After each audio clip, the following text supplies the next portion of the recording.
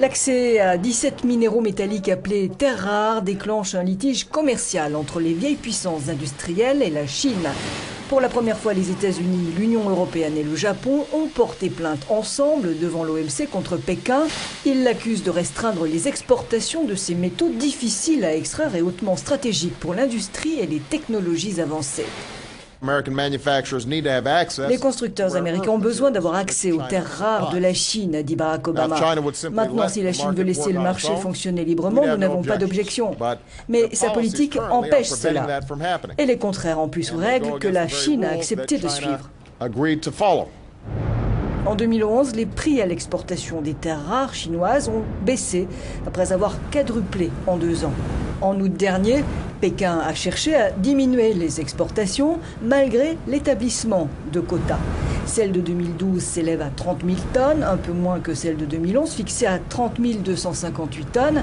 Mais en réalité, les exportations de terres rares ont été bien en dessous des quotas. La Chine explique que les limitations des exportations sont dues à la nécessité de contrôler les problèmes liés à l'exploitation des ressources. C'est ce qu'explique ici le représentant du ministère chinois des Affaires étrangères. Exploiter des terres rares affecte l'environnement, dit-il, et pour le protéger, la Chine applique certaines politiques de gestion. Selon nous, elles sont en conformité avec les règles de l'OMC. Face à la demande mondiale, la production reste très peu développée car les conséquences de l'extraction et du raffinage des terres rares sont catastrophiques pour l'environnement, les nappes phréatiques, les terres arables et les ouvriers.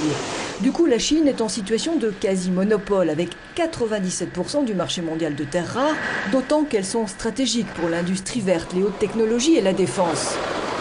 Une position dominante qui s'explique parce que la Chine détient 35% des réserves accessibles de terres rares, mais aussi parce que d'autres pays ont arrêté, eux, d'exploiter leurs propres mines peu compétitives face aux Chinoises qui utilisent une main-d'œuvre bon marché.